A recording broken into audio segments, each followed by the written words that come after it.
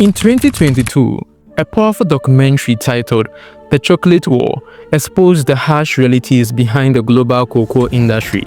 Directed by Danish journalist Miki Mistrati, the film follows human rights lawyer Terry Collinsworth as he fights to hold major chocolate companies like Nestle and Cargill accountable for their role in child labor and trafficking on cocoa farms in Côte d'Ivoire and Ghana. Through undercover footage and courtroom drama, The Chocolate War shines a light on the exploitation hidden beneath the sweet taste of chocolate enjoyed worldwide.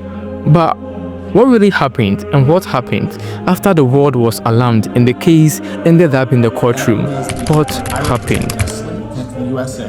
In your honor, Judge Elson, let me say, Nestle opposes slavery, child labor, vehemently. And Nestle USA is based in the United States. It's a candy company. It doesn't. While on a vacation in Côte d'Ivoire, Terry Collinsworth witnessed a scene that will forever change his life. As his van wound through the dusty rural roads, he noticed a group of children walking along the roadside. They carried machetes and bundles of farm tools on their small heads, their bare feet kicking up clouds of red dust. They were laughing, talking, and occasionally breaking into giggles as children do. But Collinsworth could not share in their cheerfulness. To him, the sight was anything but ordinary. These were children who should have been in school, not trudging towards cocoa farms with tools meant for adults. From his seat in the van, he watched them disappear into the fields. Were they truly unaware of the weight of their situation, he wondered. Perhaps they didn't know they were trapped in a cycle of labor, poverty, and exploitation. Or maybe they had no choice, their families unable to afford even the most basic education. A thought gnawed at him. Was this the real-life embodiment of the stories he'd read in the newspapers just last week? Reports about child trafficking, forced labor, and systematic neglect in the cocoa industry.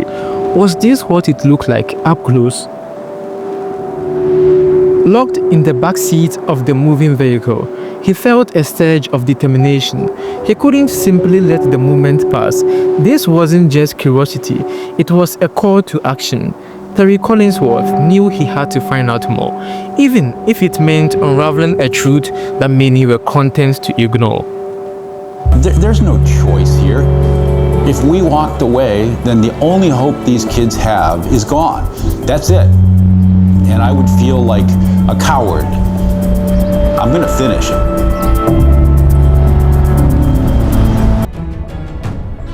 The next morning, Terry Collinsworth couldn't shake the images of the children he had seen the day before. Restless and driven by a gnawing curiosity, he decided to return to the area, not as a passing tourist, but as an observer seeking answers. This time, he waited near the same dusty road, watching as the sun rose higher and casting long shadows over the countryside.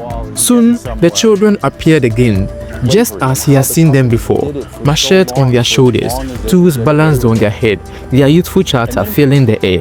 This time, Collinsworth approached them. With a warm smile and a few friendly words, he broke through their initial shyness. Speaking in a mix of basic French and gestures, he asked them where they were going and what they were doing. The children were surprisingly open. They told him about the farm, where they worked, and invited him to follow them. They seemed to think nothing of it, a curious man interested in their daily lives. As they walked, Terry's heart grew heavier. This was no ordinary childhood. At the farm, the scene unfolded before him. The children worked in harsh conditions, hacking at cocoa pods with machetes too large for their small hands. Others carried heavy sacks filled with beans, straining under the weight. The plantation buzzed with activity, but not a single adult seemed to care about the children's well-being. Terry's suspicion was confirmed. This was exactly what he had read about in the report. Children trafficked to work in dangerous, exploitative conditions. His first question was, who are these children working for? Through conversations with locals and farmers, the grim truth emerged. Many of these children were not from the area.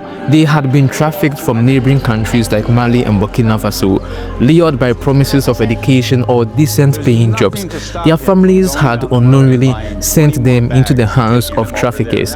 Others had been outright kidnapped, spirited away to a life of forced labor. But that wasn't the end of it.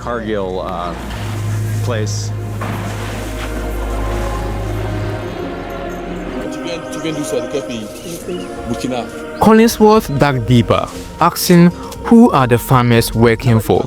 The farmers, he learned, were under immense pressure to produce high volumes of cocoa. They sold their cocoa beans to middlemen who often turned a blind eye to the conditions on the farm. When Collinsworth pressed further, two names kept surfacing: Cargill and Nestle. These were the companies buying the cocoa beans, feeding it into the global supply chain. The realization was chilling. These powerful corporations were directly benefiting from the exploitation of children.